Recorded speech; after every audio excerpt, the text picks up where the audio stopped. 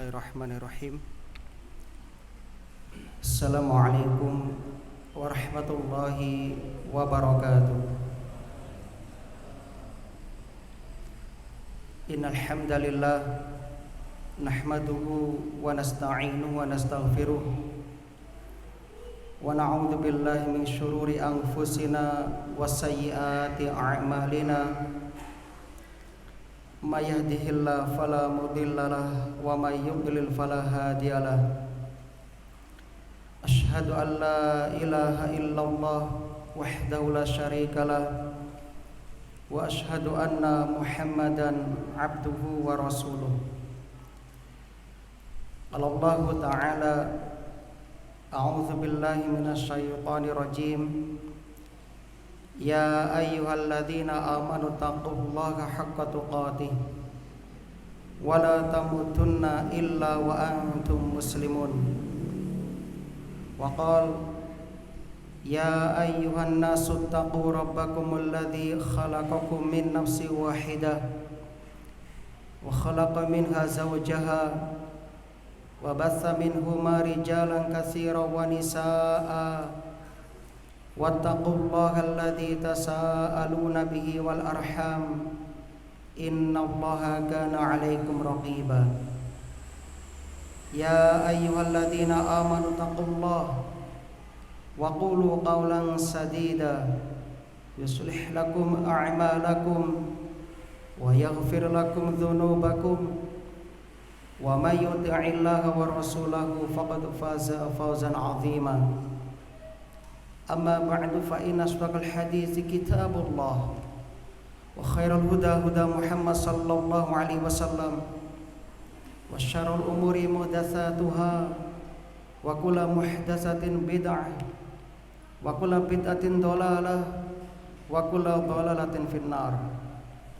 Ummatal Islam, alhamdulillah kita bersyukur kepada Allah di malam hari ini.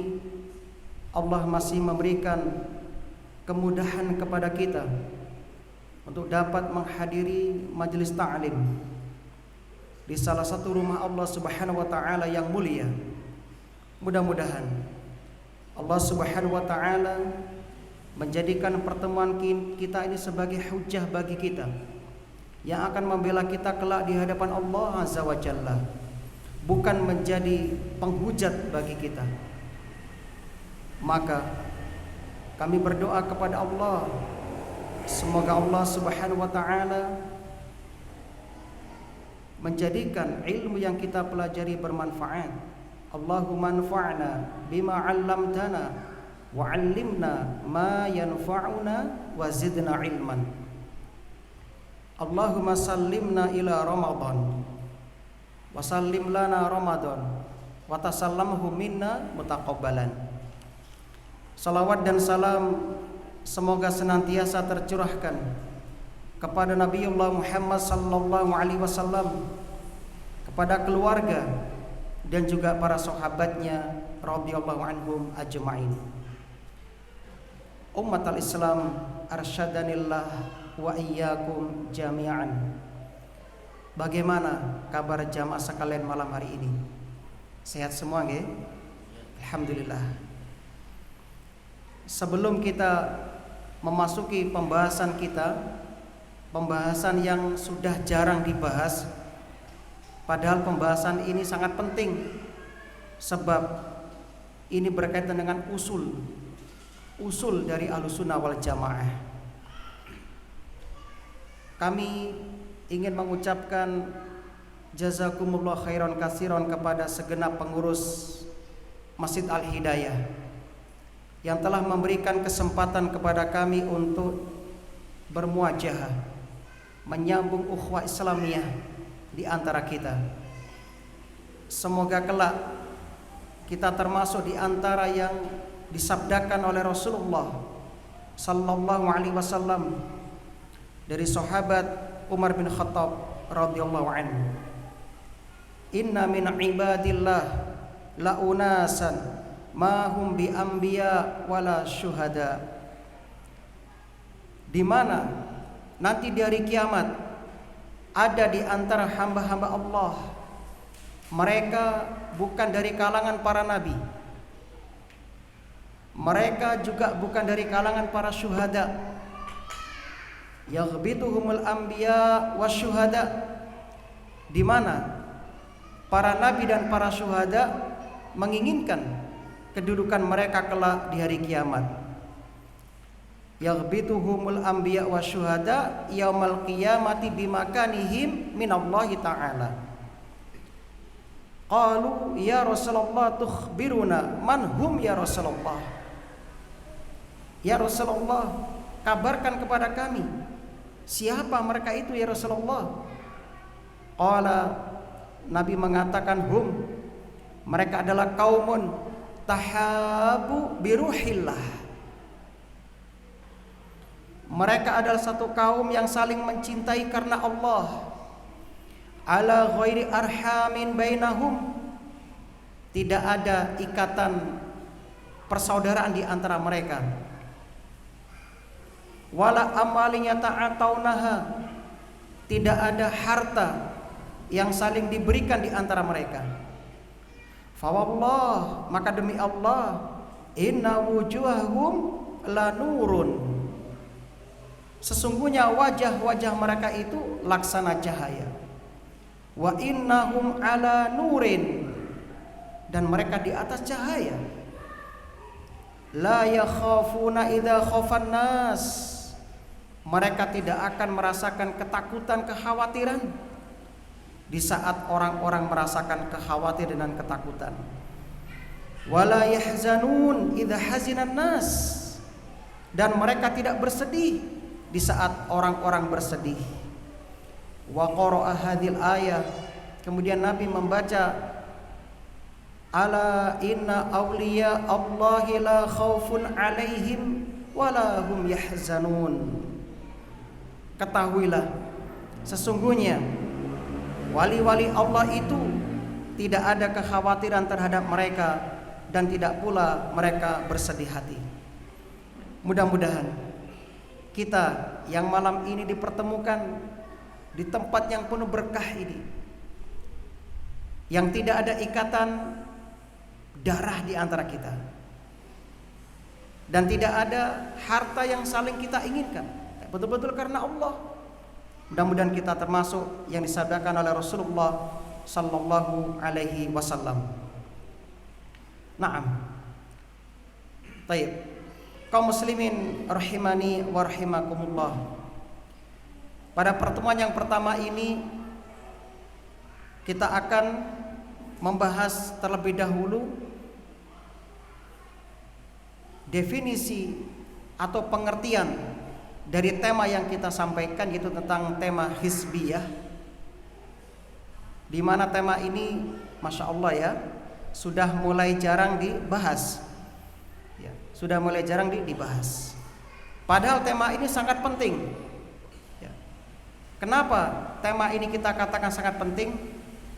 Karena masalah hizbiyah ini adalah masalah yang banyak menjadikan kaum muslimin ya, itu keluar dari landasan Ahlussunnah wal Jamaah ya. Banyak orang-orang yang sudah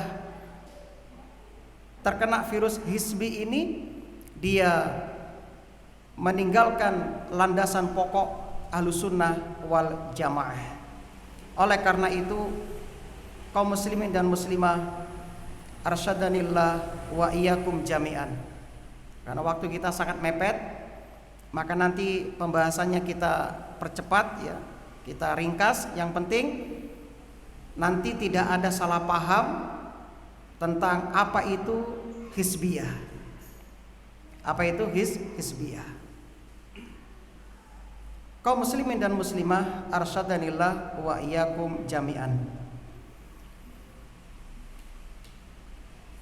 Kita akan bahas ya, yang pertama dari definisi hizbiyah menurut bahasa, supaya nanti ketika kita sudah membahas panjang lebar kesana kemari masih ada yang belum paham apa itu hizbiyah. Jangan-jangan ya di antara kita masih memiliki asumsi yang berbeda tentang hizbiyah. Jangan-jangan di antara kita ada yang memiliki pemikiran apakah mendirikan yayasan itu hizbiyah ataukah bukan? Apakah mendirikan sekolah-sekolah itu hizbiyah ataukah bukan? Apakah membuat panitia kajian termasuk hizbiyah atau tidak? Nah, ini harus kita jelaskan terlebih dahulu supaya nanti pembahasan kita tidak kemana-mana dan fokus pada satu pembahasan. Naam. Yang pertama, makna hizbiyah secara lughah atau bahasa. Disebutkan oleh Ibnu Manzur dalam kamus Lisanul Arab, al-hizbu jama'atun nas. Jama'atun nas, sekelompok manusia. Wala jama'u, jamaknya adalah ahzab. Jamaknya adalah ahzab. Nah, ini makna hizbi atau hizb secara bahasa. Dan mungkin panjenengan pernah membaca dalam Quran itu surat ke-33, surat apa namanya? Al-Ahzab. Surat Al-Ahzab. Nah, jadi Al-Ahzab itu jamak dari hizbun, yang artinya adalah jama'atun nas, sekelompok manusia. Sekelompok manusia, sekumpulan orang banyak, lebih dari satu, maka itu bisa dikatakan hizb. Bisa dikatakan dengan hizb. Nah, ini secara bahasa. Adapun secara istilah, yang spesifik lagi secara istilah Quran, hizb itu memiliki 5 makna. Mohon izin saya minum dulu ya.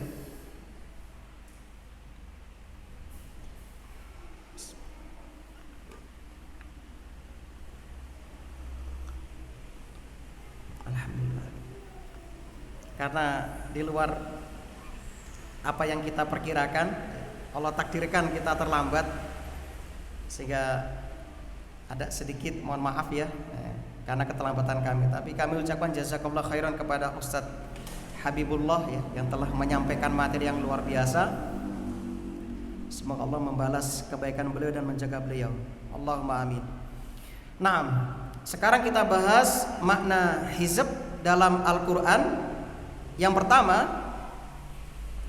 al-hizb itu maknanya adalah an-nasir. An-nasir. An-nasir artinya adalah penolong atau pembela. Penolong atau pembela. Hal ini sebagaimana Allah sebutkan dalam surat Al-Maidah ayat 55. A'udzubillahi minasyaitonirrajim. Allah berfirman, "Wa may yatawallallah wa rasulahu walladzina amanu fa inna hizballah humul ghalibun." Wa may yatawallallah wa rasulah, barang siapa yang wala, loyal kepada Allah dan Rasulnya, dan loyal kepada orang-orang yang beriman, yakni para wali-wali Allah, fa inna hizballahumul ghalibun, maka sesungguhnya hizbullah maksudnya di sini adalah orang-orang yang menolong agamanya Allah. Imam At-Tabari di dalam tafsir beliau jilid 10 halaman 428, beliau menjelaskan makna fa inna hizballah, yakni fa inna ansarallah. Jadi hizb yang pertama itu bermakna adalah an-nasir, penolong. Penolong, yaitu orang-orang yang menolong agamanya Allah, orang-orang yang menolong sunnah Rasulullah sallallahu alaihi wasallam. Orang-orang yang memberikan walaknya, cintanya, loyalnya kepada kaum muslimin, maka disebut dengan nasir. Nasir. Dan ini makna yang cukup bagus. Kemudian makna yang kedua, al-hizb bermakna al-firqah. Al-firqah.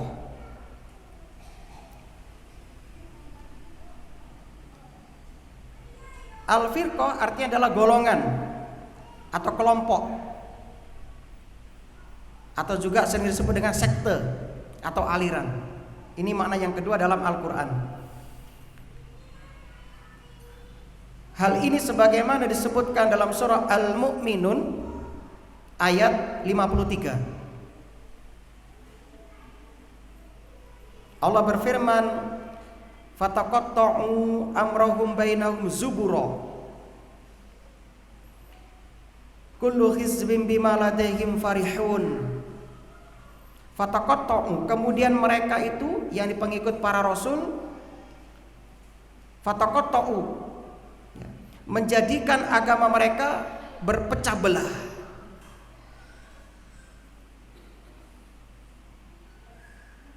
Zuburo, ya, menjadi berhizb-hizb, ya, berfirqah-firqah, beraliran-aliran, ya. Dan kullu hizbin bima ladaihim farihun, dan setiap hizb, setiap firqah itu merasa bangga dengan firqahnya, merasa bangga dengan kelompoknya masing-masing. Imam At-Tabari, Abu Ja'far At-Tabari rahimahullah, beliau mengatakan, wa qauluhu, firman Allah, kullu hizbin bima ladaihim farihun, ay kullu fariqin min tilkal umam bimakhtaruhu li anfusihim minad din wal kutub farihuna mu'jabuna bi la yarawna annal haqqa siwahu. Imam At-Tabari menjelaskan, setiap hizb, setiap kelompok itu merasa bangga dengan apa yang ada pada sisi mereka. Artinya apa? Setiap kelompok agama dari umat tersebut merasa ujub, merasa bangga dengan agama dan kitab-kitab yang mereka pilih, sehingga mereka memandang kebaikan hanya ada pada kelompoknya, yang lain salah kabeh. Bisa ya? Bentar. Nah, ini makna hizb yang keberapa tadi? Kedua. Dan yang dimaksud dengan ayat ini tentunya adalah hizb di zaman jahiliyah, sebelum Nabi kita Muhammad SAW diutus. Kenapa? Karena pada zaman itu, sebelum diutusnya Rasulullah SAW, masing-masing umat itu merasa bangga dengan kitabnya masing-masing, merasa bangga dengan kelompoknya masing-masing. Umat A bangga dengan ajarannya, umat B bangga dengan ajarannya, sehingga di kelompok ini yang lain salah, yang lain tidak ada benarnya. Nah, adapun setelah Nabi kita diutus SAW, hanya Islam agama yang paling benar, hanya Islam agama yang paling benar di antara hizb-hizb tersebut, sehingga sekte-sekte, firqah-firqah, kelompok-kelompok itu harus melebur kepada Islam. Ini yang kedua. Satu lagi yang ketiga, nanti ada berikutnya kita lanjutkan. Makna hizb adalah al-jundu wal atsba' wal ashab. Al-jundu wal atsba' wal ashab. Kami nggak membuat makalah karena panitia nggak ngasih tahu. Baru tadi di mobil kasih tahu, Ustadz nggak bawa oleh-oleh. Aduh, nggak dikasih tahu, saya nggak siap gitu kan ya. Jadi insya Allah lebih banyak pahalanya karena mencatat ya. Nah, Yang ketiga bermakna apa tadi? Al-jundu wal atsba wal ashab. Artinya apa? Al-jundu itu tentara, wal atsba itu pengikut, wal ashab itu golongan. Hal ini sebagaimana dijelaskan dalam surah Al-Mujadalah ayat 19. Ada yang mengatakan Al-Mujadilah.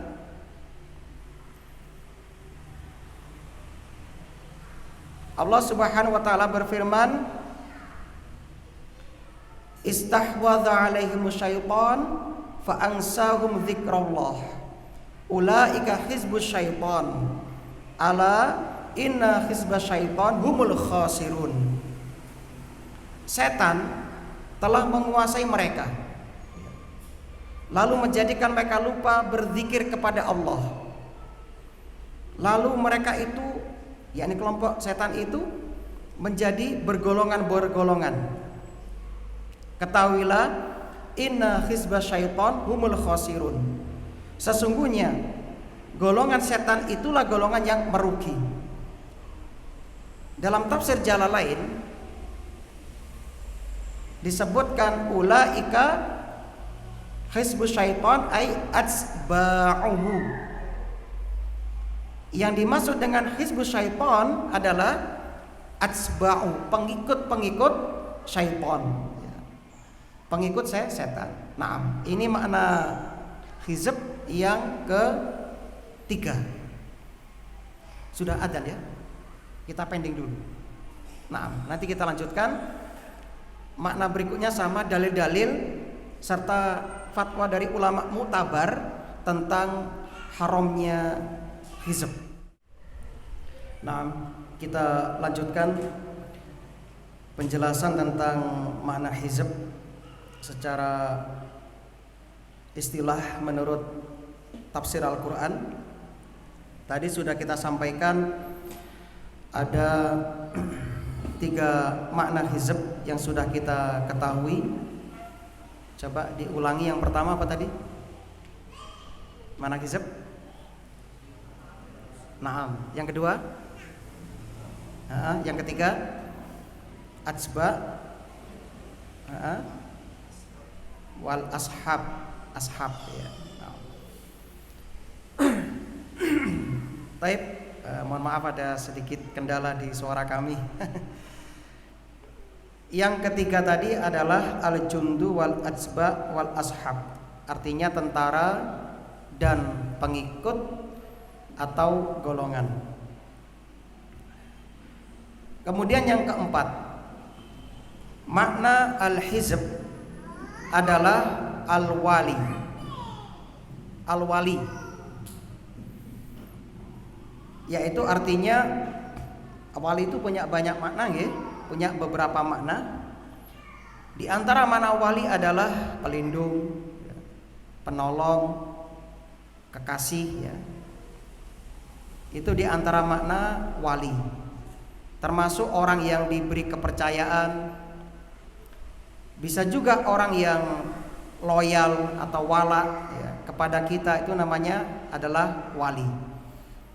Dan wali juga bisa bermakna pemimpin. Itu makna hizb yang keempat. Hal ini sebagaimana disebutkan dalam surah Al-Mujadalah yang lanjutan yang tadi, satu ayat sebelumnya, ayat 22. Allah Subhanahu wa taala berfirman, ulaika kataba fi qulubihimul iman wa ayyadahum bi ruhim min wa yudkhiluhum jannatin tajri min tahtihal anharu khalidina fiha radhiyallahu anhum wa radu'an ulaika hizbullah. Ulaika hizbullah. Mereka itulah orang-orang yang telah menanamkan keimanan dalam hati mereka dan menguatkan mereka dengan pertolongan yang datang daripadanya. Dan dimasukkannya mereka ke dalam surga yang mengalir di bawahnya sungai-sungai. Mereka kekal di dalamnya. Allah ridho terhadap mereka dan mereka pun merasa puas terhadap limpahan rahmat Allah. Ulaika hizbullah, mereka itulah hizbullah.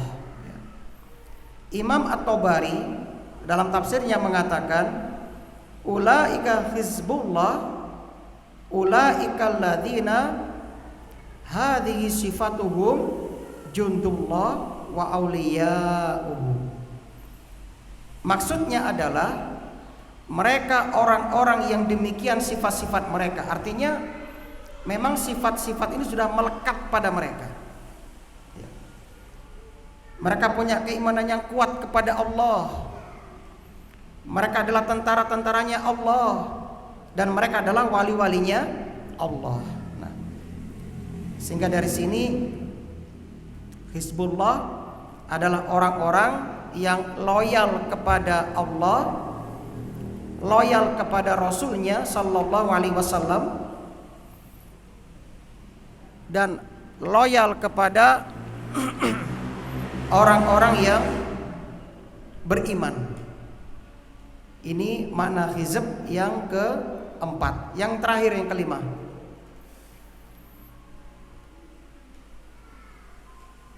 al-hizb itu juga bisa bermakna kelompok yang berfanatik, golongan yang memerangi kebenaran.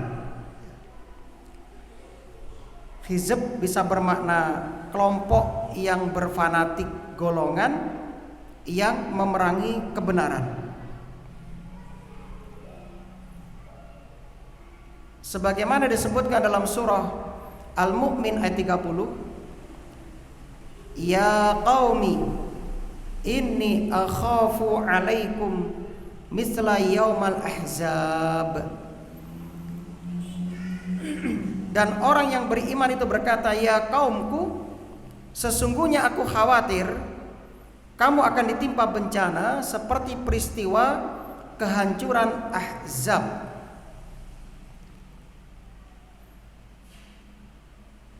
Dijelaskan dalam kitab Lisanul Arab Ibnu Manzur, wal ahzab junudul kufar.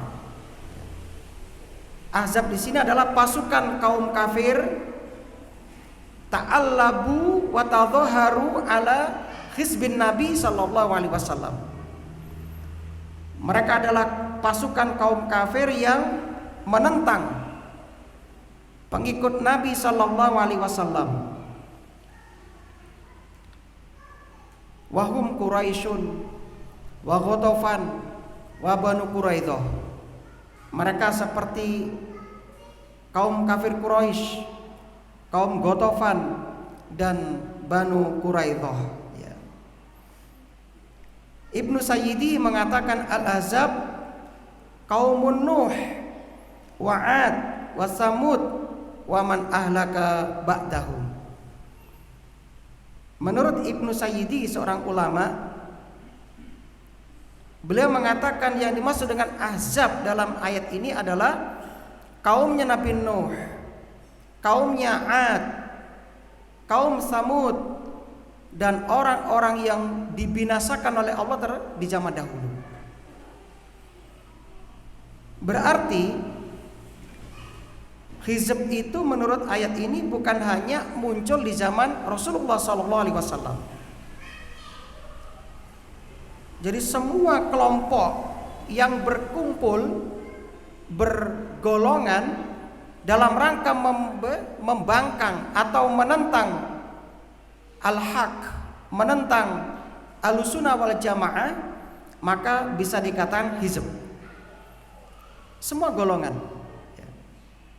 walaupun mereka tidak mengatasnamakan kelompok A, kelompok B, asalkan mereka itu berkumpul dan menentang kebenaran al-haq, Quran dan Sunnah, maka masuk dalam cakupan hizb. Sebagaimana dikatakan oleh Syekh As-Sa'di rahimahullah, al-ahzabu yakni al-umamul mukadzibin alladzina tahazzabu ala anbiya'ihim wajtama'u ala mu'aradatihim. Ahzab itu adalah kaum yang mendustakan kebenaran, Mereka berkelompok-kelompok menentang dan melawan nabinya. Mereka bersatu padu memerangi nabi-nabi mereka. Yang memerangi Nabi Nuh berarti Hizb. Yang memerangi Nabi Soleh bersatu padu menentang Nabi Soleh, Hizb, menurut Al-Quran. Nah, Syekh As-Sa'di ingin mengatakan kepada kita bahwasannya Ahzab itu menurut beliau orang-orang yang fanatik golongan. Mereka membuat golongan-golongan sendiri yang punya patokan wala dan baroknya. Ingat, ini kata kuncinya. Yang golongan-golongan ini patokan wala dan baroknya, loyal dan bencinya itu di atas kelompoknya, di atas sukunya, di atas tokohnya, di atas tradisinya. Maka ini yang dimaksud dengan hizb. Nah,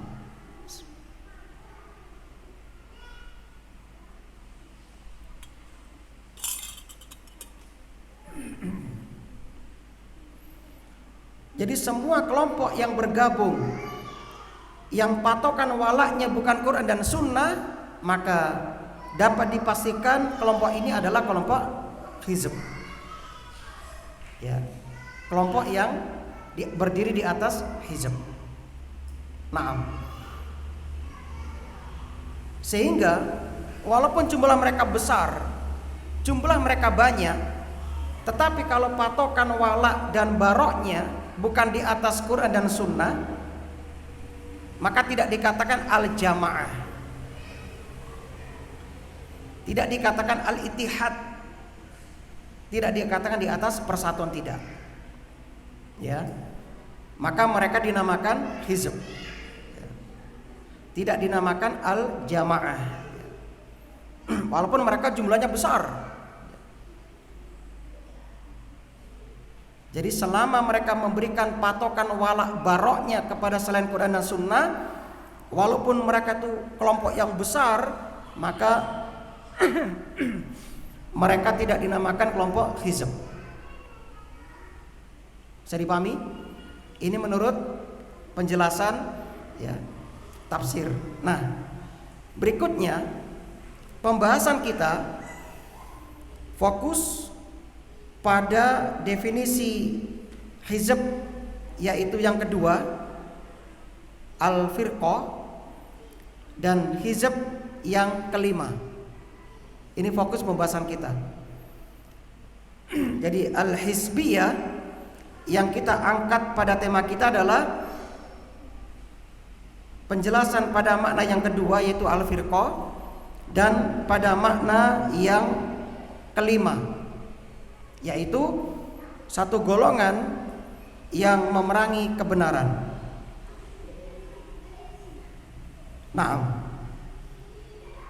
Syekh Rabi bin Hadi Al-Madkhali hafizahullah, beliau mengatakan ini kaidah hizb ya. Setiap orang atau setiap yang menyelisih manhaj salaf, ini secara makna ya, nanti bisa antum cek di website beliau di Robi.net ya. Secara makna, hizbiyah adalah setiap yang menyelisihi manhaj salaf, maka ia adalah ahzab yang sesat ya.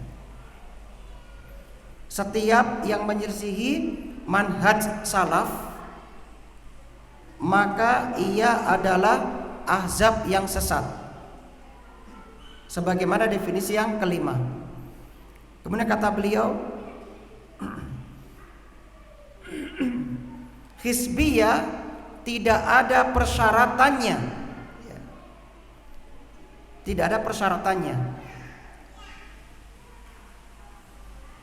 Sebab Al-Quran menamakan suku Quraisy, suku Ghatafan, Bani Quraidah yang bersatu padu memerangi Nabi, itu disebut dengan hizbiyah. Padahal dulu belum ada nama khusus.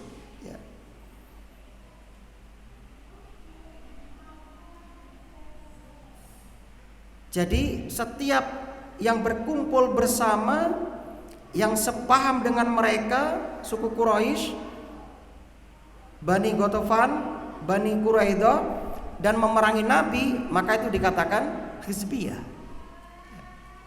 Sehingga kata Syekh Rabi, hizbiyah tidak memiliki persyaratan tertentu. Itu kata beliau. Padahal dulu di zaman kafir Quraisy nggak ada organisasi A, organisasi B, nggak ada. Nah, lalu kata beliau, apabila hizb ini dibangun di atas sebuah organisasi, maka lebih bertambah lagi hizbiyahnya. Ingat ya, tadi patokannya apa? Wala wa baroknya kepada selain Quran dan Sunnah. Ini patokannya. Nanti kita jelaskan. Jadi suatu hizb kalau dibangun di atas organisasi yang fanatik mereka selain kepada Quran dan Sunnah, maka mereka dapat dipastikan di atas kesesatan. Ini kata Syekh Rabi, ya, hafizahullah, ya. Jadi mereka sudah terkena penyakit tahazzub, ya. Ya. Dan inilah tahazzub yang terorganisir, ya. Membangun suatu pemikiran yang menyimpang, lalu mengumpulkan manusia dalam pemikiran tersebut. Inilah hizbiyah yang terorganisir, ya. Selama pemikiran itu bertentangan dengan Al-Quran dan As-Sunnah. Nah, maka ada 2 poin dari penjelasan Syekh Rabi yang dapat kita ambil. Poin pertama, semua orang yang berkumpul dan mereka bersepakat untuk menentang ahlu sunnah wal jamaah, menyelisihi Al-Quran dan As-Sunnah, mereka punya satu pemikiran, mereka punya satu keyakinan, mereka punya satu, ya, manhaj yang bertentangan dengan Quran dan Sunnah, maka inilah hizbiyah. Ini poin pertama.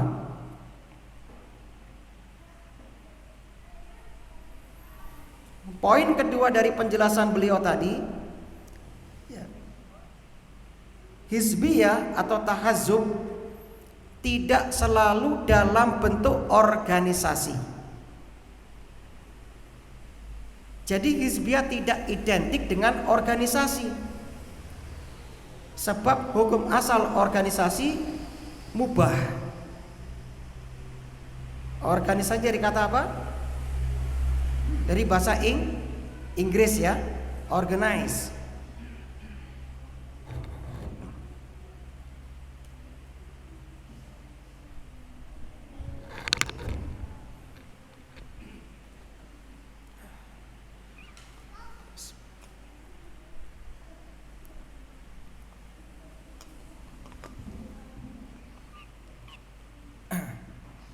Saya ulangi, hukum asal organisasi adalah mubah.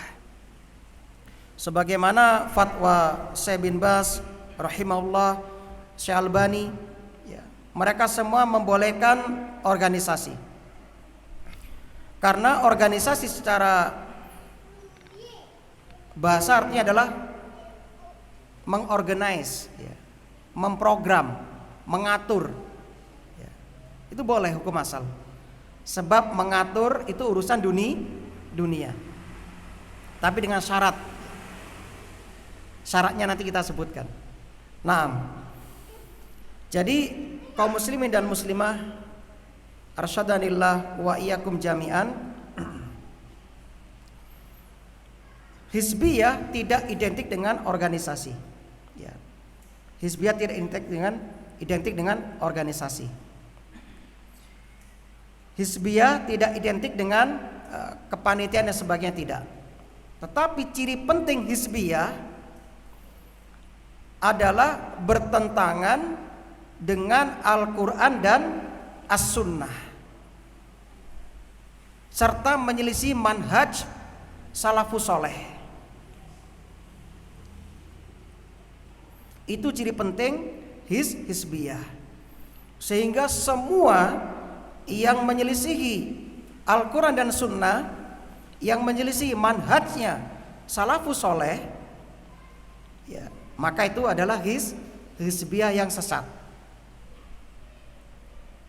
Kemudian menurut Syekh Yahya Al-Hajuri hafizahullah, secara makna, ya, beliau menjelaskan, kata Syekh Yahya Al-Hajuri, hizbiyah adalah orang-orang yang cakupan wala dan baroknya sempit.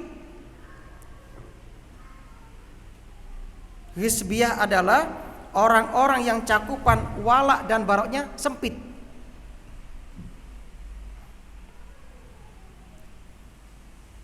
Sehingga orang ini mengatakan demikian, sopo sing seneng karo kiaiku maka itu kelompokku, golonganku.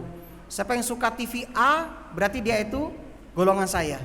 Siapa yang benci kepada kiai A, ustadz A berarti musuh saya. Nah, berarti wala baraknya itu sempit. Ini menurut ya Syekh Yahya Al-Hajuri. Siapa yang ya ikut partai A, teman saya, ya, sohib saya, CS saya. Siapa yang benci partai A, wah bukan sohib saya. Nah ini cakupan wala baroknya sempit. Itu ciri-ciri hizbiyah.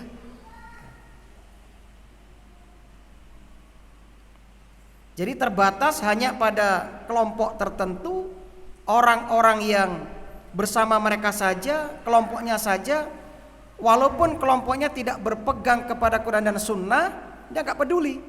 Ya. Nah ini adalah ciri-ciri hizbiyah. Orangnya dinamakan hizbiyun kalau jamak. Ya, hizbi. Artinya setiap yang menentang Ahlussunnah, ya itu namanya hizbi. Ya. Naam. Ini menurut saya Yahya Al-Hajuri. Sehingga orang yang jatuh kepada hizbi dapat dipastikan jatuh kepada bid'ah. Pasti. Ini kaidah pokok ya dari kalangan ulama muktabar. Sehingga dapat kita simpulkan dari penjelasan Syekh Yahya Al-Hajuri, yang pertama, hizbiyah itu punya cakupan wala dan barok yang sempit. Masih ingat wala tadi apa? Loyal, cinta, ya. Barok itu berlepas diri, benci. Jadi cakupannya sempit, ya, cakupannya sempit. Ini yang pertama, menurut penjelasan saya Yahya Al-Hajuri. Ya.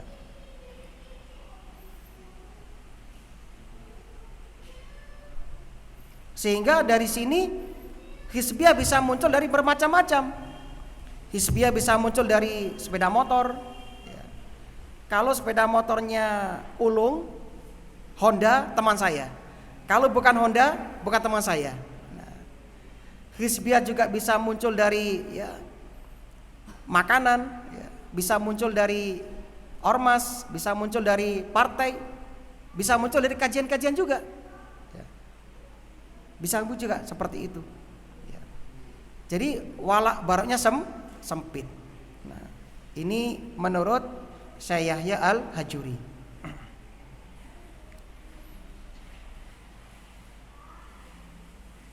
Atau kepada ustadz tertentu, person tertentu. Ini bisa juga. Sehingga hizbiyah itu bisa terjadi pada banyak objek. Nah, seperti itu. Jadi kesimpulannya itu ya, kalau wala baroknya sempit, berarti dia jatuh kepada hizbiyah. Kemudian yang kedua, faedah dari penjelasan Syekh Yahya, kalau patokan wala dan baroknya bukan Al-Quran dan As-Sunnah, maka dapat dipastikan hizbiyah. Tetapi sebaliknya, kalau patokan wala baroknya Quran dan Sunnah, ya, berpegang kepada dalil yang sahih, maka itu bukan hizbiyah. Ya, itu bukan hizbiyah. Sehingga begini, siapa yang berpegang kepada Quran Sunnah, dalil yang sahih, gak bantah dalil, gak nolak dalil, itu teman saya. Itu baru betul. Itu baru benar. Sehingga kata Ibnu Mas'ud radhiyallahu anhu, ketika beliau ditanya tentang jamaah, beliau mengatakan, man wafaqal haq walau kunta wahdak, ya. Orang yang mencocoki kebenaran walaupun sendirian dinamakan al-jamaah. Walaupun sendirian. Antum sendirian di Lumajang misalnya, mengamalkan Quran Sunnah dengan pemahaman salaful ummah, para sahabat dan generasi terbaik, tabi'in dan tabi'ut tabi'in, walaupun sendirian, antum dikatakan di atas al-jamaah. Walaupun sendirian. Sehingga orang yang mencintai Quran dan Sunnah, mengamalkan Quran dan Sunnah dalam kehidupannya, lalu kita katakan, wah sampean teman saya, berarti ini bukan hizbiyah, sebab berdiri di atas landasan yang benar, ya. Paham gak?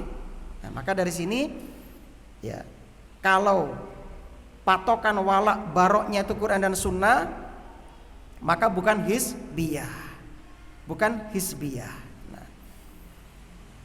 Naam, misalnya ada orang kita bawakan dalil, lalu dia sami'na wa ata'na wa sodakna, tidak mentakwil, tidak mentahrif, ya.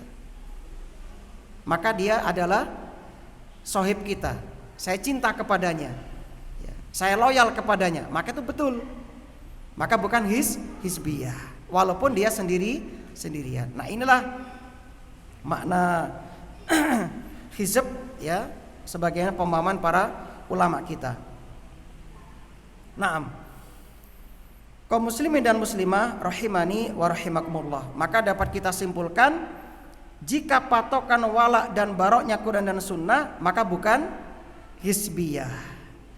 Ya, itulah pemahaman Ahlussunnah wal Jamaah, ya. Dan itulah pemahaman salafiyun, orang-orang salafi terdahulu.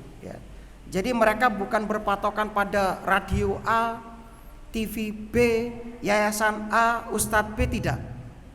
Ya. Jadi patokan mereka adalah Al-Quran dan As-Sunnah. Itu dia. Naam. Ya. Siapa yang mengamalkan Quran dan Sunnah, saya cinta kepadanya. Siapa yang tidak mengamalkan Quran dan Sunnah, saya benci kepadanya. Barok, tanda kutip, tetap saya dakwahi. Begitu. Besok kita jelaskan ketika kajian Tazkiyatun Nufus, ya, tentang berteman yang baik seperti apa, ya. Jangan-jangan kita itu ingin mewarnai malah terwarnai, ya. Sebab warna kita belum jelas, ya. Belum kuat akidahnya, belum kuat manhajnya, ya. Engkres menemani ahlul bidah, ya. Ternyata akhirnya apa? Ikut dan sebagainya. Naam. Jadi siapapun mereka yang tidak berpatokan di atas, ya, Quran dan Sunnah, maka bukan teman kita. Tapi dalam tanda kutip tetap kita akan mendakwai mereka. Nah, ini, ya, penjelasan dari, ya, makna hizbiyah. Nah,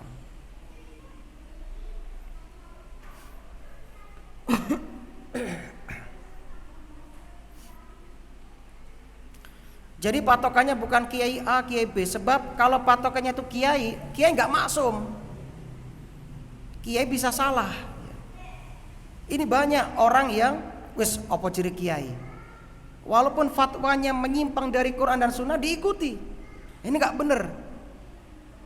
Ya, ini nggak benar. Ya, ini termasuk hizbiyah. Termasuk hizbiyah seperti itu. Jadi patokan kita adalah Quran dan Sunnah seperti itu. Naam. Taib, mudah-mudahan dari penjelasan definisi hizbiyah ini kita sudah paham apa itu hizbiyah. Bisa dipahami kira-kira ya? Nah, kalau sudah paham, kita lanjut kepada dalil tentang diharamkannya hizbiyah.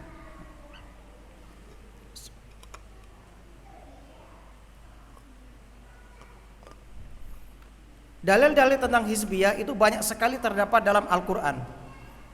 Ya. Ini menunjukkan apa? Ini menunjukkan bahwasannya masalah ini betul-betul masalah pokok. Ya. Kalau bukan masalah pokok, gak mungkin Allah banyak menyebutkan tentang larangan berhizbiyah dalam Al-Quran. Nah, tadi antum sudah paham semua definisi hizbiyah, ya, dari penjelasan para ulama tadi. Nah, sekarang sudah mulai jelas sehingga tidak salah paham tentang hizbiyah. Sekarang dalilnya. Yang pertama, dalil hizbiyah atau haramnya hizbiyah terdapat dalam surah Al-Mu'minun ayat 52 hingga 54. Al-Mu'minun 52-54. Allah berfirman, wa inna hadhihi ummatukum ummatan wahidah. Sesungguhnya umat ini awalnya dulu adalah di atas satu agama. Ya. Adalah di atas satu agama. Wa ana rabbukum fattakun. Dan aku adalah Rabb kalian yang satu. Ya. Aku Rabb kalian yang satu, maka bertakwalah kepadaku. Jadi awalnya agama ini satu, Islam. Lah kok bisa berpecah-pecah gitu loh. Padahal Tuhan kita satu, kok bisa pecah-pecah? Nah itu. Ya. Fataqatta'u amrahum bainahum zubura. Ya. Namun kenapa kalian fataqatta'u terpecah-pecah, berkelompok-kelompok, bersekte-sekte? Ya. Padahal agama yang diturunkan kepada Rasulullah itu satu.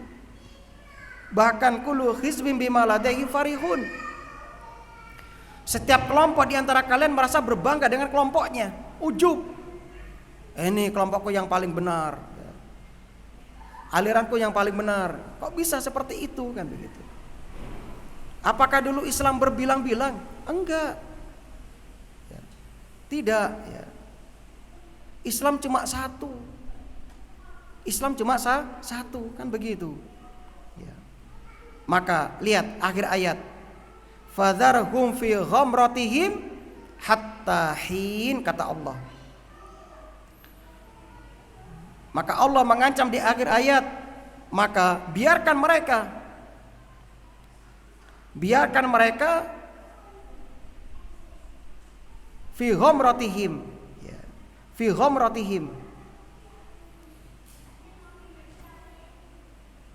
Biarkan mereka dalam kesesatan mereka. Biarkan mereka dalam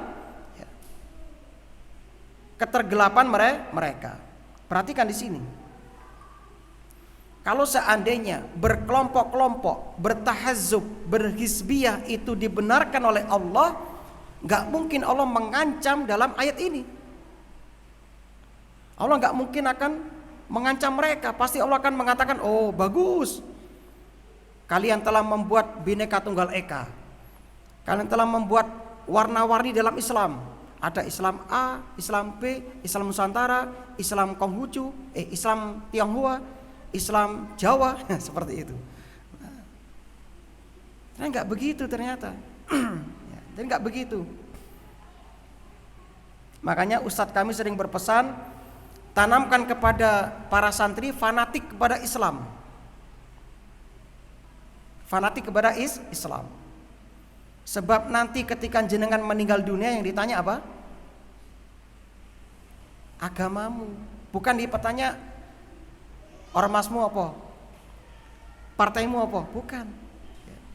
Yang ditanya adalah agama kita. Nah, jadi kaum muslimin dan muslimah, ya, itulah dalil tentang haramnya hizbiyah. Ya. Allah mengatakan fadharukum fi ghamratihim hatta hin. Ini ancaman dari Allah Subhanahu wa taala. Ya. Naam. Ini dalil yang pertama tentang haramnya hizbiyah. Tentang haramnya hizbiyah.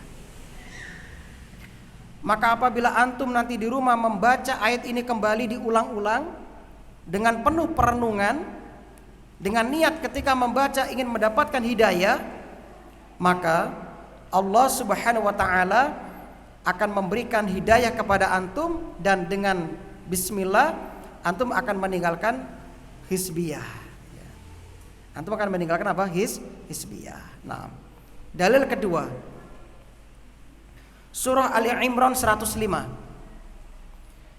Wala takunu kalladzina tafarraqu wakhtalafu min ba'di ma ja'ahumul bayyinat wa ulaika lahum adzabun adzim, kata Allah.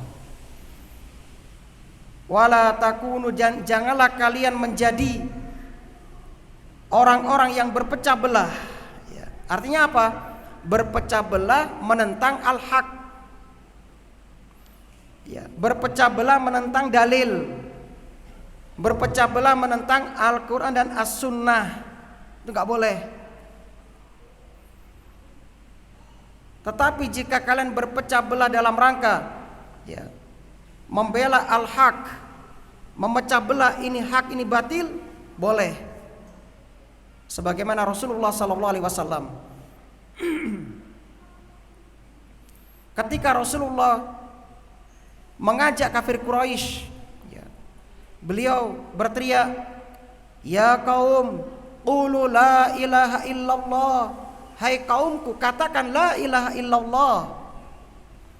Maka mereka saling berbisik, Muhammad tafarraqu ummah, Muhammad tafarraqu hadhil ummah, Muhammad memecah belah umat ini.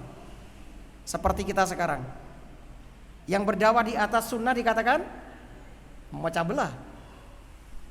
Wah, ini dai pemecah belah datang lagi.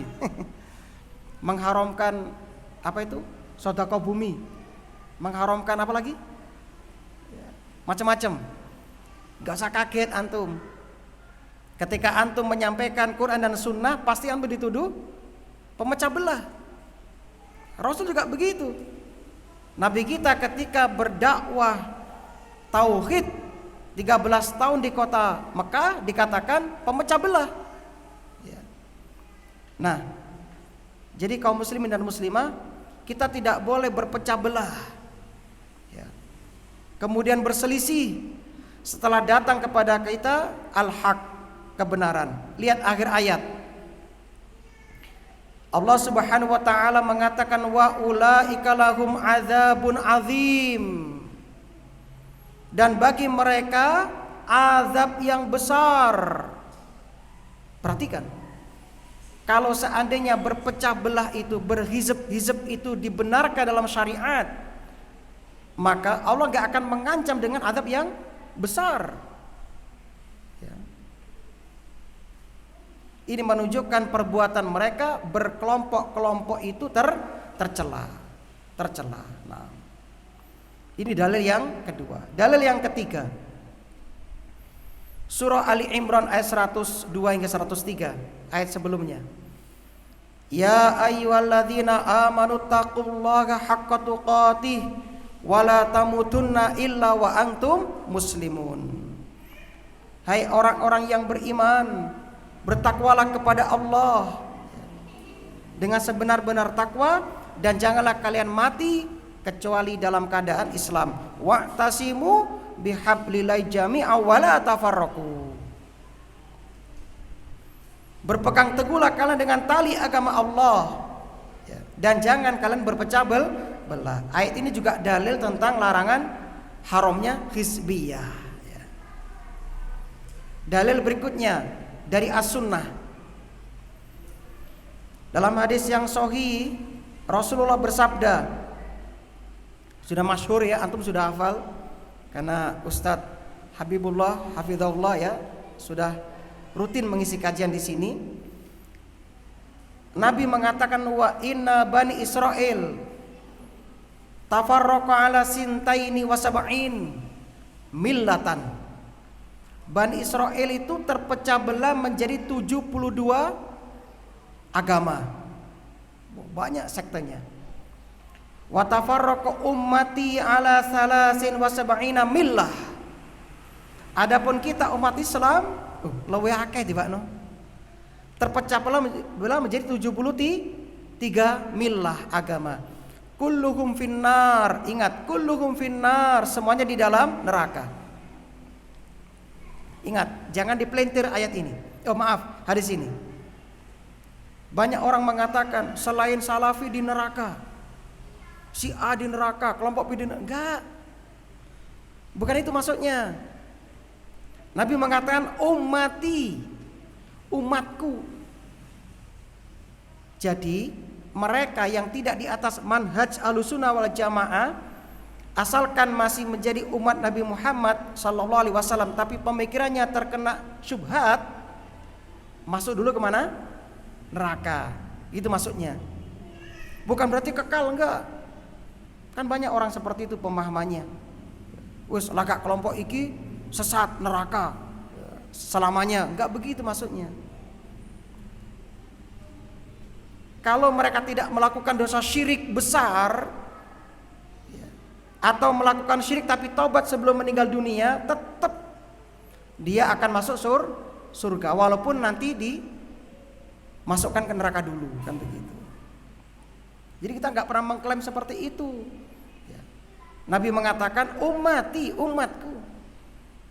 Berarti di antara umat Nabi ini terpecah menjadi 73 golongan. Kulluhum finnar, semuanya masuk neraka illa millata wahidah, kecuali satu yang selamat. Qalu wa man hiya ya Rasulullah? Qala ma ana alaihi wa ashabi. Dia adalah orang yang mengikuti aku dan sahabatku, kata Rasul sallallahu alaihi wasallam. Naam. Sehingga ada yang tanya kepada kita, Ustadz, berarti Islam itu parah ya? Loh kok bisa? Buktinya 73. Adapun Nasrani 71, Yahudi 72. Ingat, Yahudi 72 kan semuanya di neraka. Islam 73, satu masih masuk surga selamat tanpa hisab, kan begitu ya. Nah, mudah-mudahan kita termasuk ahli surga. Allahumma amin. Naam. Di sini Nabi mengatakan umat akan berpecah belah. Yang selamat hanya satu millah, satu golongan. Adapun yang bergolongan-golongan, berfirqah-firqah terhadap bendera masing-masing akan merasakan api neraka. Adapun yang selamat hanya satu yang tidak bertahazzub. Siapa mereka? Mereka adalah orang-orang yang istiqomah di atas Ahlus Sunnah wal Jamaah, di atas Al-Quran dan Sunnah. Satu hadis lagi. Dalam hadis yang lain, riwayat Imam Abu Dawud nomor 5119 dan Ibnu Majah nomor 3949, Rasulullah SAW pernah ditanya, ya Rasulullah, aminal asobiyah ayuhibbar rajul qaumahu. Ya Rasulullah, apakah termasuk asobiyah, fanatik kelompok, fanatik golongan, bertahazzub, orang yang mencintai kaumnya? Misalnya jenengan orang Jawa mencintai sesama Jawa, orang kata bapak tadi telok lemak ya, mencintai sesama telok lemak, apa itu Madura ya? Apakah termasuk asobia? Termasuk tahazub?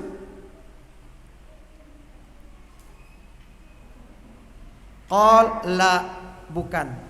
Walakin minal asobiyah ayang surah rajul qaumang wala zulm. Tetapi yang dikatakan asobiyah, fanatik kelompok, berhizbiyah, orang yang menolong saudaranya walaupun saudaranya di atas kezaliman. Itu yang dimaksud dengan hizbiyah, itu yang dimaksud dengan asobiyah. Wis pokoke podo-podo Jawa bener salah tak belo. Nah, itu namanya asobiyah, haram, nggak boleh. Ada persatuan, biasanya kan ada pendatang ya. Pendatang dari pulau ini buat persatuan ini. Dari Osing buat persatuan Laros, lari Osing ya. Wes pokok Osing bener salah tak belo. Inilah hizbiyah. Inilah ini yang haram. Enggak boleh. Nah. Jadi kalau antum mencintai sama Jawa enggak masalah. Asalkan ya, yang hak itu hak, yang batil itu batil, ditegakkan. Gitu, enggak boleh membabi buta. Nah, dulu zaman Nabi pernah terjadi kayak gini. Dalam hadis Jabir bin Abdullah, riwayat Al-Bukhari dan Muslim. Al-Bukhari nomor 3518, Muslim nomor 2584. Kasa'a rajulun minal muhajirin rajulan minal ansor. Ketika pada suatu peperangan, ya, orang muhajirin berdesak-desakan dengan orang ansor. Ya, ada yang kena pukul, ada yang mengatakan kena senggol pantatnya. Lalu tiba-tiba faqolal ansor, ya lal ansor, waqolal muhajiri, ya lal muhajirin. Ya. Tiba-tiba orang Ansor yang didorong tadi berteriak, "Hai orang-orang Ansor, aku disakiti nih." Ya. Langsung kelompok Ansor ya geruduk kumpul di sesama Ansor. Yang muhajirin juga sama. Ya lal muhajirin. Oh, ada yang memanggil ini, datang semuanya geruduk kumpul. Hampir perang saudara. Ya. Bayangkan, itu dua nama yang luar biasa. Muhajirin Ansor sama-sama calon penghuni surga. Masih sempat terjadi kayak gini. Maka Nabi sallallahu alaihi wasallam mengatakan, "Alama balu da'wal jahiliyah." Hei, apa-apaan iki? Kenapa kalian masih menggunakan seruan-seruan jahiliyah? Ya. Ada apa ini? Ya Rasulullah, ini tadi ada yang berdesak-desakan, ada yang dorong-dorongan ya Rasulullah. Lalu memanggil kelompoknya kaum Ansor dan muhajirin kelompoknya kaum muhajirin. Ya. Lalu apa kata Rasul? Sudah tinggalkan ini, fa innaha muntina. Ini sudah menjadi busuk, sudah dipendam di bawah kakiku, menjadi bangkai. Jadi kalau antum masih berhizbiyah seperti ini, antum berarti melakukan perbuatan jahiliyah yang sudah menjadi bangkai. Setiap muncul asobiyah, fanatik kelompok hizbiyah di antara kaum muslimin di kala itu, maka Rasul mengatakan di pembukaan tadi sudah saya bacakan ayatnya. Ya ayyuhan nasu taqu rabbakumul ladzi khalaqakum min nafsin wahidah wa khalaqa minha zawjaha wa batsa minhuma rijalan katsiran wa nisaa wattaqullaha alladzi tasaaluna bihi wal arham. Al-ayah. Sudah selesai. Ya. Masya Allah ya. Jadi zaman kelompok terbaik itu Ashabiyunal Awalun pernah muncul. Apalagi zaman di akhir kayak gini. Ya. Maka antum lihat itu di Kalimantan ya. Beritanya itu ramai kan? Ya. Ketika suku tertentu melakukan kedoliman kepada suku tertentu, langsung main media sosial, bawa caruk lah, yang satu tampil macam-macam lawannya. Ini termasuk hizbiyah kelompok. Nah, alhamdulillah. Nah, ini nggak boleh kaum muslimin. Kalau dua kelompok yang Allah katakan radhiyallahu anhum wa radu'an, Allah ridho kepada mereka, mereka ridho kepada Allah, masih bisa ya terjangkiti hizbiyah ya. Apalagi kita yang jauh dari zaman kenabian. Nah, oleh karena itu ini tolong kita supaya betul-betul menjauhi asobiyah dan hizbiyah yang dibangun tidak di atas Al-Quran dan as-sunnah ya. Jadi kalau saudara kita salah, ya sudah kita katakan salah. Kalau betul ya kita katakan benar ya. Jangan sampai membabi buta. Dalam hadis yang lain dari Jundub bin Junadah atau Jundub bin Abdillah, riwayat Muslim nomor 1850, man kutila tahta rayah ya, amiyah yad'u asobiyah au yang suruh asobiyah fakits latu jahiliyah. Barang siapa yang mati di bawah bendera jahiliyah, di bawah bendera fanatik buta, di bawah bendera hizbiyah, maka ya orang ini pokoknya wis salah bener melok kiaiku. Wah, banyak seperti itu. Urip mati melok kiaiku. Nah, kalau ada orang yang mati seperti ini, dia mengatakan seperti itu, maka dia mati di atas hizbiyah dan dia mati di atas jahiliyah. Mati di atas jahiliyah. Nah, naudzubillah. Ini bukan menunjukkan murtad, tidak ya. Tidak menunjukkan kafir, enggak, tapi menunjukkan jatuh kepada dosa besar. Dosa besar ya. Nah, jadi kaum muslimin dan muslimah ini yang harus kita waspadai ya. Dan ini sekali lagi di zaman kita banyak orang yang terjerumus dalam hizbiyah ini ya. Bahkan parahnya mengajak kepada kelompoknya, ayo pilih partaiku, partai A yang paling lurus ya. Partai kami poin A berdiri di atas kebenaran. Poin 2, kalau tidak sesuai dengan kebenaran baca poin pertama.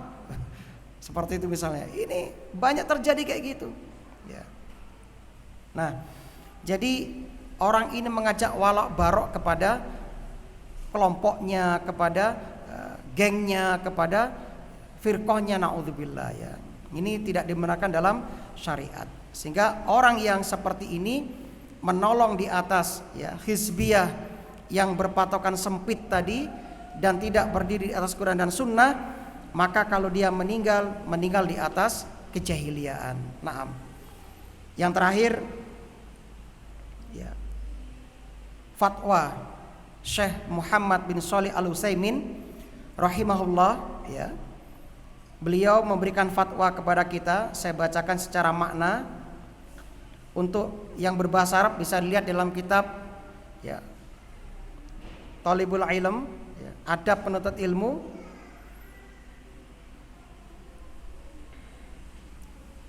Itu bisa dilihat dalam kitab itu. Halaman Kitabul Ilmi halaman 89 hingga 91 yang versi bahasa Arab.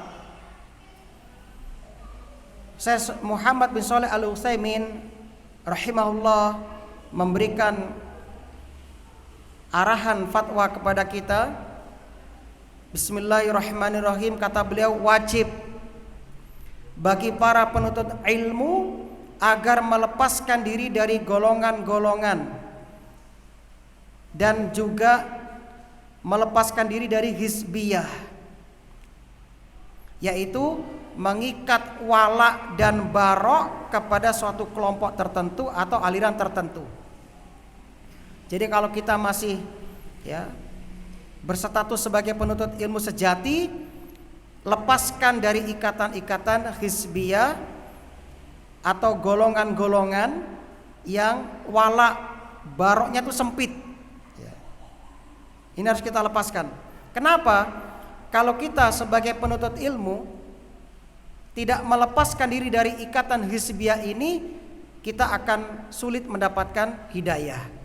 Sebab nanti kalau bukan dari kelompok A, nggak diterima nanti. Siapa ustadz? Oh, ustadz kelompok B. Wah, nggak mau saya misalnya. Kita apa lagi? Oh, kitab kelompok ini. Nah, akhirnya apa? Tertutup dari hidayah.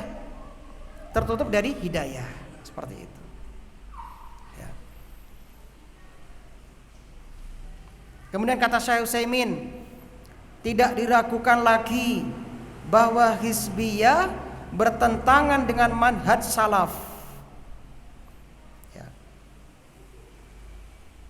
Salafus soleh tidak ada beberapa kelompok, melainkan mereka hanya satu kelompok saja di bawah naungan firman Allah, huwa sammakumul muslimina min qabl. Huwa sammakumul muslimina min qabl, Allah lah yang menamakan kalian sebagai muslimin dari dahulu. Imam Syafi'i muridnya ribuan, tapi mereka enggak berkelompok-kelompok, tetap satu. Imam Ahmad juga begitu. Jadi penuntut ilmu harus bersatu di atas Ahlussunnah wal Jamaah, seperti itu. Surat Al-Hajj ayat 78. Lalu kata Syekh Utsaimin, tidak ada hizbiyah dan tidak ada berkelompok-kelompok. Tidak ada loyalitas dan saling mencintai kecuali sesuai dengan apa yang datang dari Al-Quran dan As-Sunnah.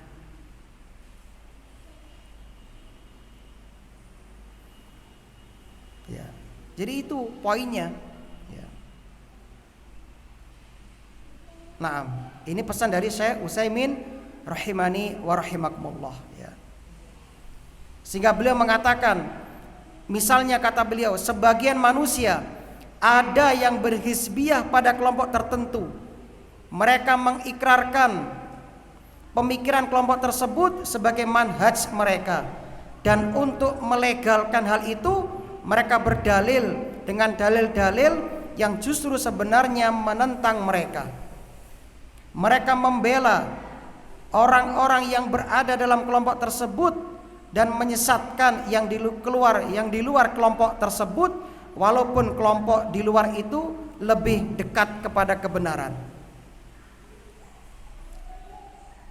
Jadi kita harus munsif, harus bersikap adil di sini. Ya.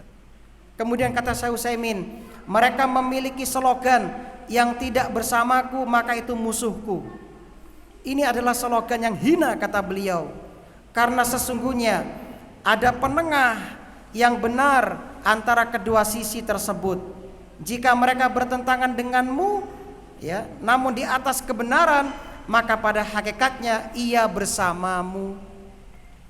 Jadi siapapun mereka, walaupun bukan kelompok kita, ya, tapi kalau dia di atas kebenaran itu teman kita gitu loh. Walaupun kita di lain rumah begitu. Maksudnya itu kata Syekh.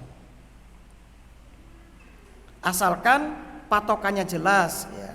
Dasarnya jelas. Ya. Karena Nabi SAW bersabda, "Unsur akhaka dzaliman au madzluman." Tolonglah saudaramu yang berbuat dolim dan yang didolimi. Menolong yang dolim adalah dengan mencegahnya berbuat dolim. Maka tidak ada hizbiyah dalam Islam.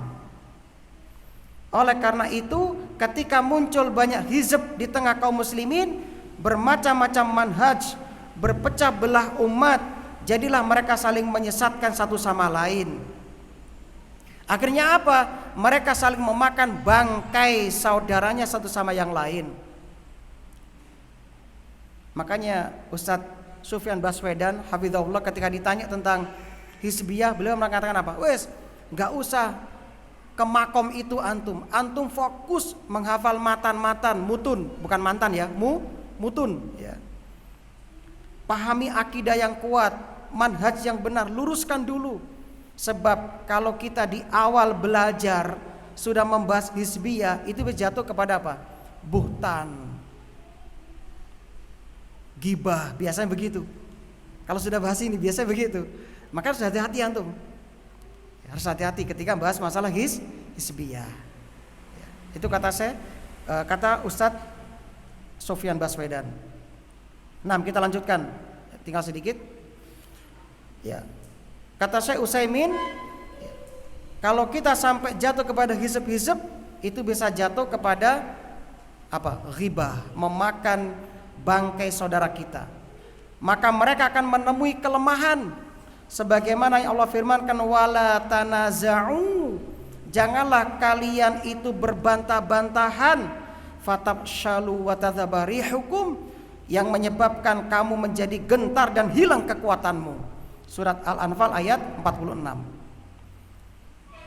Sehingga kata Syekh Utsaimin, oleh karena itu kita dapati sebagian penuntut ilmu yang belajar kepada salah seorang syekh, kemudian ia membela syekh tersebut baik dalam kebenaran maupun dalam kebatilan. Banyak terjadi seperti ini baik penuntut ilmu. Ya. Kemudian ia, kata Syekh Utsaimin, ya, baik syekhnya itu di atas kebenaran atau tidak, dibela mati-matian, menentang yang selainnya dan membid'ahkan yang selain mereka. Wes di luar kelompokku bid'ah, gitu katanya. Ini kata Syekh Utsaimin ya. Na'udzubillah ya. Ia lalu memandang bahwa syekhnya adalah orang yang alim dan muslih, sedangkan syekh yang lain itu jahil dan mufsid, rusak. Ini sebuah kesalahan besar, kata syekh. Bahkan yang wajib adalah mengambil perkataan yang sesuai dengan Al-Quran dan As-Sunnah serta pendapat para sahabat Nabi radhiyallahu anhum ajmain. Ini fatwa Syekh Shalih Al-Utsaimin kepada kita para penuntut ilmu, wabil khusus kepada kami. Imam Malik berpesan kepada kita, aku belajar ilmu untukku. Ya. Jadi saya juga untuk saya ini sebenarnya. Saya nggak berhak di sini menggurui senior kami, nggak berhak. Ya. Banyak para asatid dan lebih senior daripada kami. Nah, jadi ini untuk saya sebenarnya. Nah. Artinya apa? Sebelum bisa diamalkan jangan diajarkan sama orang lain, gitu maksudnya. Kemudian kata Syekh Shalih Fauzan, sekalian ya kita selesaikan. Bila ditanya apakah hizbiyah itu haram secara zatnya atau dibolehkan karena ada sebab lain, Syekh Shalih Fauzan, Grand Syekh ya. Jadi kalau antum ingin belajar akidah yang lurus sekarang ya saatnya, mumpung beliau masih hidup ya. Silakan antum ke Saudi ya. Beliau itu ulama Ahlussunnah yang masih tersisa di antara sekarang ini. Beliau menjawab, berpecah belah itu tidak diperbolehkan, baik ia dinamakan hizbiyah atau bukan hizbiyah. Perpecahan itu tercela dan dilarang oleh Allah dan Rasulullah SAW. Allah dan Rasulnya memerintahkan kita bersatu padu, maka berpecah belah itu tidak diperbolehkan, baik itu dinamakan hizbiyah atau bukan hizbiyah. Imam Albani, Syekh Albani mengatakan, apa hukum hizbiyah dan ahzab dalam Islam? Beliau mengatakan, kami katakan dengan tegas bahwa kami memerangi hizbiyah, karena hizbiyah ya menerapkan apa yang difirmankan oleh Allah, kullu hizbin bima ladaihim farihun. Setiap yang berkelompok pasti menganggap kelompoknya paling benar. Ini yang beliau takutkan ya. Dan hizbiyah akan memecah belah persatuan kaum muslimin dan menambah kelemahan kaum muslimin yang sudah lemah saat ini. Kita sudah lemah, dengan berkelompok-kelompok makin lemah kita. Makanya musuh Islam gak takut sama kita ya. Melecehkan saudari kita muslimah gak takut. Apalagi sejak ada kasus Makassar itu ya. Banyak saudari kita muslimah yang berhijab itu dilecehkan, teroris sebagainya. Naudzubillah. Ini munculnya gara-gara itu tadi. Islam itu berhizb-hizb seperti itu. Maka tidak ada hizbiyah dalam Islam, yang ada hanya satu hizb yang Allah katakan ala inna hizballahumul muflihun. Namun siapa hizbiyah, hizbullah itu mereka adalah jamaah Rasulullah SAW. Kata Syekh Albani, semakin seseorang di zaman ini mendekati petunjuk Rasulullah sallallahu alaihi wasallam, bermanhaj dengan manhajnya para sahabat, ya, maka mereka termasuk al-firqatun najiyah, kelompok yang selamat, walaupun antum sendirian. Sendirian. Ya. Naam. Demikian juga sebaliknya. Dan ini membutuhkan kepada ilmu tentang Al-Quran dan As-Sunnah. Dan inilah ilmu timbangan yang pasti bagi setiap muslim yang berakal, agar ia berlepas diri dari hizbiyah yang buta dan dari hawa nafsu. Ya. Naam. Dan beliau mengatakan tidak ada jalan untuk keluar dari ini kecuali dengan ilmu. Itu kata beliau. Dan masih banyak lagi fatwa-fatwa para ulama. Jadi intinya kaum muslimin, ya, tadi sudah kita jelaskan, ya. Berarti dakwah salafiyah itu hizbiyah bukan? Bukan. Sebab dakwah kita nggak punya ADART. Punya ADART nggak Pak? Dakwah kita Pak? Nggak punya. Ada kantor salafi? Ada. Kita punya kantor? Nggak punya. Ada tokoh pendiri salafi pertama? Nggak ada. Ya.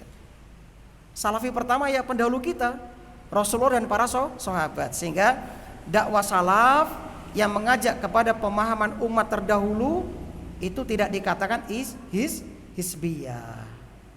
Tidak dikatakan hizbiyah. Makatan Bapak ya. Nah, makanya nggak ada ceritanya siapa ketua salaf Indonesia. Nggak ada ketuanya, nggak ada. Semua yang bermanhaj salaf, amalannya berdasarkan Quran dan Sunnah, maka itulah al-jamaah. Ya. Naam, seperti itu. Bisa dipahami dari sini, nggih? Nah, jadi untuk selanjutnya, ya, kalau ingin lebih mendalami lagi nanti silakan bertanya kepada ya ini Ustadz Haji Habibullah, nggih, masya Allah ya. Yang sabar nggih, Ustadz ya, nelateni dakwah di sini, masya Allah. Yang muda-muda ya, yang rajin untuk ilmu. Jangan ngandalkan, oh Ustadz masih hidup, santai itu kan ya. Tugas kita berat, yang harus kita dakwai masih banyak. Jangan ngandalkan, oh santai, lulusan Madinah masih banyak, lulusan STDI masih banyak. Jangan ya. Lebih banyak dakwah ya, yang harus kita tangani daripada ustadznya ya, daripada ya, mereka para dai-dainya. Kita masih kurang sekali dai Ahlussunnah wal Jamaah. Tolong yang solid dalam dakwah ini ya, insya Allah ya, apabila antum betul-betul ikhlas dalam berdakwah, Allah Subhanahu wa taala akan mengekalkan dakwah antum. Maka nalillah abqa. Segala sesuatu yang dikerjakan karena Allah pasti akan kekal abadi. Naam, cukup saya kira itu.